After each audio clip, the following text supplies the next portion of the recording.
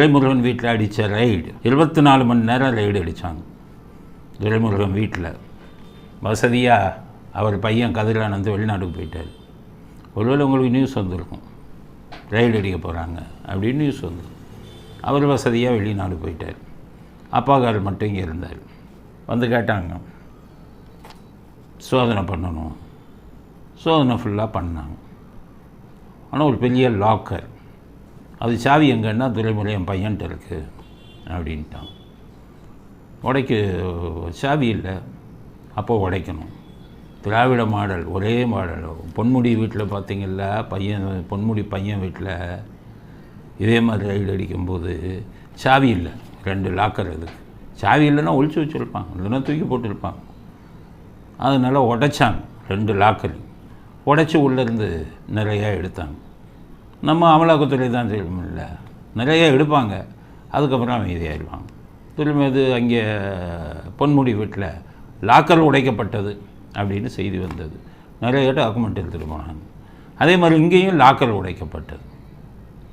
அதனால் ஒரு நாள் முழுவதும் 24 மணி நேரமும் உள்ளே இருந்தாங்க. அதனால் கொசு தொல்லை அவங்களுக்கு தாங்க முடியலை. 24 மணி நேரம் வீட்டில் இருந்தாங்க. அவங்களும் விடுறதா இல்லை, கொசு மருந்தை வச்சு ஸ்ப்ரே அடிச்சுட்டு சோதனையை தொடர்ந்தார்கள். உடைச்சாங்க. அதில் ஏதோ டாக்குமெண்ட்லாம் நிறையா எடுத்துகிட்டு போயிருக்காங்க. அதுக்கடுத்தது இவருக்கு ஒரு என்ஜினியரிங் கல்லூரி இருக்குது. கருணாநிதி இருக்கும்போதே இப்போ எம்ஜிஆர் பார்த்திங்கன்னா, எம்ஜிஆர் என்ஜினியரிங் காலேஜ் கொடுத்தாரு. யாருக்கு கொடுத்தாருன்னா சொந்தத்துக்கு கொடுத்தா, அவங்க அண்ணனுக்கு கொடுத்தாரா, இல்லை அண்ணன் பையனுக்கு கொடுத்தாரா, இல்லை அவங்க விஎன் ஜானகி சைடு சொந்தக்காரவங்களுக்கு கொடுத்தாரா, வளர்ப்பு பையன் அப்புவுக்கு கொடுத்தாரா, யாருக்கும் கொடுக்கல. நல்லா நடத்துகிறவங்களுக்கு கொடுத்தாரு. அதனால தான் இன்றைக்கி பல engineering college, JPR, VIT, Vellore Viswanathan, இவங்கெல்லாம் நல்ல முறையில் நடத்திக்கிட்டு இருக்காங்க. ஆர்எம்கே இவங்கெல்லாம் நல்ல முறையில் நடத்திக்கிட்டு இருக்காங்க. நல்லா நடத்துகிறவங்களா பார்த்து கொடுத்தாரு. இவர் போய் ஏற்கனவே தெரியும், துரைமுருகன் இப்படிப்பட்ட மழைமுழுங்கி, அவர் பேசும் மழை முழுங்கி மகாதேவன்னு சொல்லுவாங்க. துரைமுருகன் மழையவே முழுங்கிட்டு ஏப்பம் விட்டுருவாருன்னு சொல்லுவாங்க. அவருக்கு போய் என்ஜினியரிங் காலேஜ் கொடுத்துருக்காரு அவர் தலைவர். ஏன்னா வலது கையில் அவருடைய ரகசியம் பூரா தெரிந்தவர். அவர் பண்ண நல்ல கெட்ட விஷயங்கள் அத்தனையும் அவருக்கு தெரியும். இவர் இல்லாமல் இருக்க மாட்டார். முதல்ல ஆற்காடுன்னு அப்பப்போ கூப்பிட்றவர் ஒரு கட்டத்தில் ஆற்காடு உங்களுக்கு எதிராக போயிட்டார். அதனால் ஆற்காடு வீட்டுக்கே வர்றதில்லை. அதுக்கப்புறம் துரைன்னு இவர் வச்சுருந்தார். அதுக்கு கொடுத்த அன்பு பரிசு தான் அந்த engineering college, Kingston engineering college அப்படின்னு ஒன்று வச்சுருக்காரு. அந்த காலேஜுக்குள்ளே பூந்துட்டாங்க இவங்க, அமலாக்கத்துறை பூந்து அதில் நிறைய பணத்தை எடுத்ததாக ஒரு செய்தி வந்திருக்கு.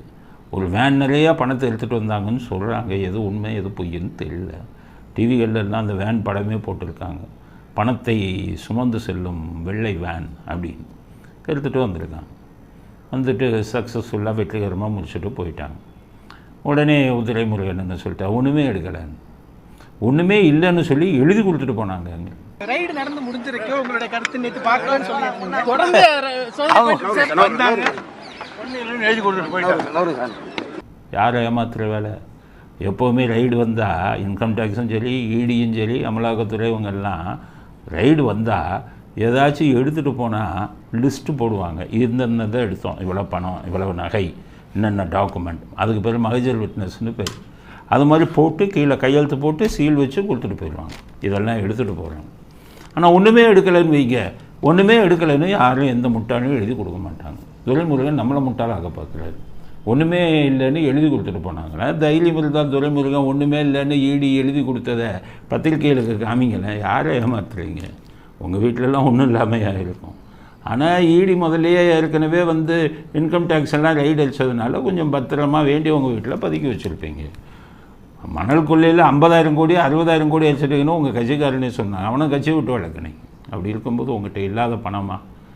அதனால் ஸ்டாலினுடைய இது தந்திரம் ரொம்ப வேலை செஞ்சிருச்சு. இனி ஸ்டாலின் மேற்கொண்டு அவரை தொந்தரவு கொடுக்க மாட்டார். அவர் ஐடியாவே உதயநிதி துணை முதல்வர் ஆக்கிட்டான், என்ன ஆக்கலைன்னு பேசக்கூடாது. அதுக்கு ஒரு ரைடு. ஆனால் அந்த ரைடு என்ன தீவிரப்படுத்தி பேசி துரைமுருகனை கைது பண்ணாங்கன்னு வைங்க, ஸ்டாலினுக்கு கொடுத்த இது எல்லாம் பங்கெல்லாம் வெளியில் வந்துடுமே. அதனால் துரைமுருகனை கைது பண்ண விட மாட்டார் ஸ்டாலின். பயமுறுத்துறதுக்கு ஒரு ரைடு ஒழுங்காரு. அவர் இப்போ இது பண்ணிட்டார். ஸ்டாலின் காலில் போய் சாஷ்டாங்கமாக விழுந்துட்டார். நான் பார்த்துக்கிறேன், நீங்கள் கவலைப்படாதீங்க அப்படி. அண்ணன்னு தான் கூப்பிடாரு. நான் பார்த்துக்கிறேன் என்ன, நீங்கள் கவலைப்படாதீங்க அப்படின்னு சொல்லிட்டு அனுப்பிட்டார். அதனால் இனிமேல் எதுவும் நடக்காது, யாரையும் எதிர்பார்க்காதீங்க. இதன் அடிப்படையில் எந்த நடவடிக்கையும் துரைமுருகன் மேலே இருக்காது.